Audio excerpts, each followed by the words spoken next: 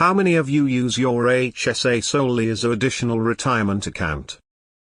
Quite a few of my friends and colleagues use their health savings accounts solely for retirement investing purposes, and opt to use post-tax dollars for all medical expenses not covered by insurance. I understand the reasoning, as HSAs are highly tax advantageous, but I'm surprised how common this is. Do you do the same? Why or why not? The Money Guy Show podcast routinely publishes a statistic that only 5 of people who use their HSA use it as an investing account. I suspect you'll get a higher percentage here due to the audience.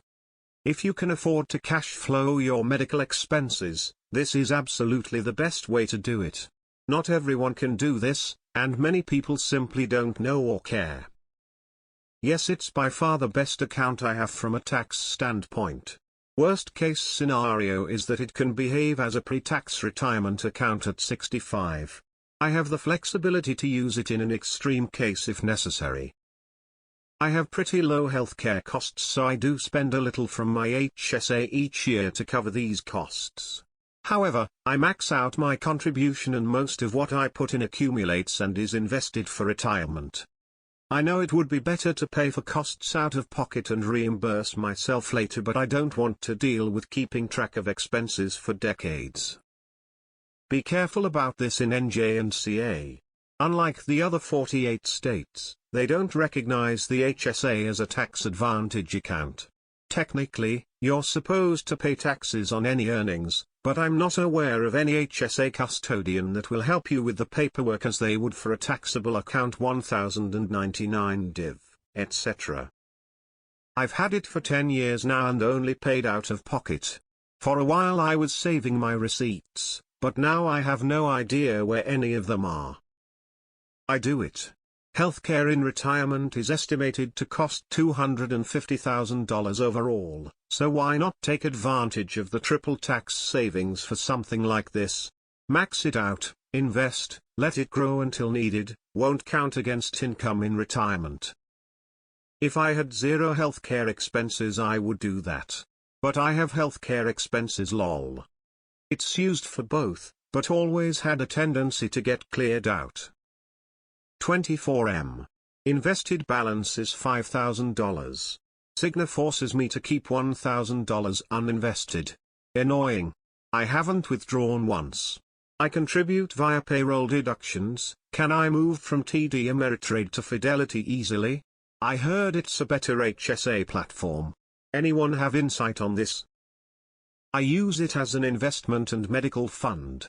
I have close to $20,000 but use it regularly for medications and doctor's appointments. I know this isn't the most effective way to use it, but I still add over $6,000 net each year. Next year when I have a kid it'll pay for that, but since I'm adding more than my OOP max it'll always increase. Post-retirement is used limited to medical, or can it be liquidated and used elsewhere? I do the same. My goal is to have enough in my HSA to cover any healthcare costs I may have in retirement, including my long-term care insurance premiums and the first 2 months of long-term care that I'm responsible for under my long-term care insurance policy. Any care I need now is paid out of pocket. With Americans living longer and longer, you're likely to in the end need as much as you can put into it and invest for medical expenses anyway. To a certain extent, which requires some bookkeeping on your end, for sure. I have a few big expenses I'm banking on braces to hold for further down the road. I do. I like to think of it as either retirement funds or an emergency fund. Don't worry, I have a fully funded emergency fund outside of HSA in the case someone in the family gets really ill. Never know if either my wife or I will have to quit working, and those funds will be nice to have. That's the plan. Obviously I'm open to using it if I really need to, but hopefully that doesn't happen. Currently all of the money is invested. Yes, I consider it basically an additional IRA. No intent to use any of the money until retirement. Important to note, there is no time limit on when you reimburse medical expenses from an HSA. So as a hypothetical, let's say you have $1,000 in your HSA, and $1,000 in an investment account and you incur a $1,000 medical expense, you can either A. Reimburse from your HSA, leave your investment account alone, and pay taxes on gains. B. Reimburse from your investment account, leave your HSA account alone, receive tax-free gains on your HSA account, then reimburse yourself later. I only use mine as an investment account. I don't typically use it for health expenses because I've got to remember there's a separate debit card and you have to account for it on your taxes. Just seems easier to pay with my normal CC, plus it's growing tax-free and there's no mechanism for replenishing after an expense. I use mine for the oh shit button when I'm older and need expensive healthcare. It's basically just an investment account. Have like 20-ish. Yeah. I just never use it. Currently contribute the max, invest what the plan will let me in the SP 500 MF they offer. I use my HSA solely for investing, but I also generally have less than $1,000 of medical expenses annually. My parents on the other hand use theirs for everything that is eligible. They already have their nest egg, so it makes sense for them to just use HSA money now, especially since they have a lot more medical expenses than I do. Yes, with exceptions of known big health years. I am probably have a minor arthritis-related surgery later this year, and have already had a few consults and steroid shots.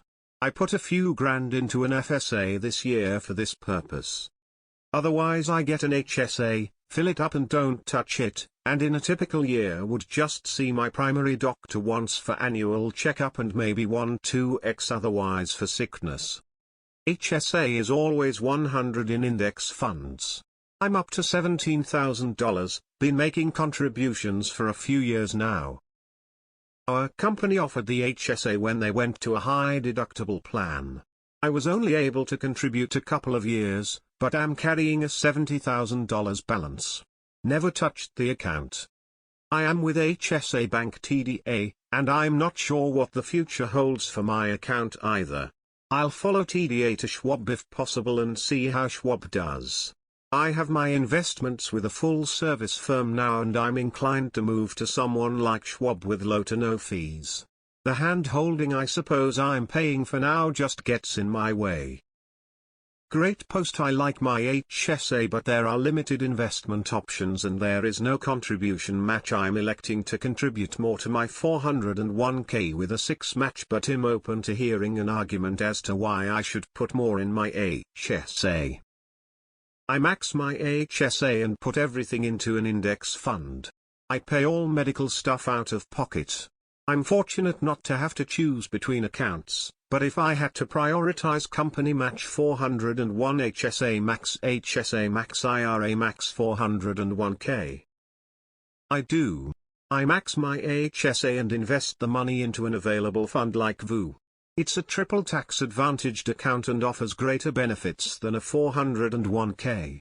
I pay for all of my medical expenses out of pocket through insurance.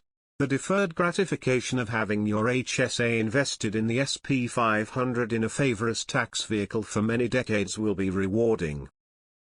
To me this reads as how many of you are lucky enough to not have significant medical expenses. You need to make it to 65 without any serious illness to get all the tax benefits of it for retirement, but yeah, I do this. If something does happen to me, at least I'll have a little bit in a medical emergency fund to pull from before digging into everything else. But hopefully I go through life with no serious issue and wind up with whatever is in there as a retirement bonus account. Yes, I have had an HSA for a while. Every year, I max it out and invest heavily in one company per year. Last year was an exception as I could not pass on Meta below 120 and moved a ton of funds around to purchase Apple at 130. I have since taken profits and rebalanced closer to my original setup. I like receiving dividends, so I turn on the drip and don't worry so much about cost as I just do a DCA. My goal is to be able to cover all my medical expenses with dividends when I retire and continue to grow my principal.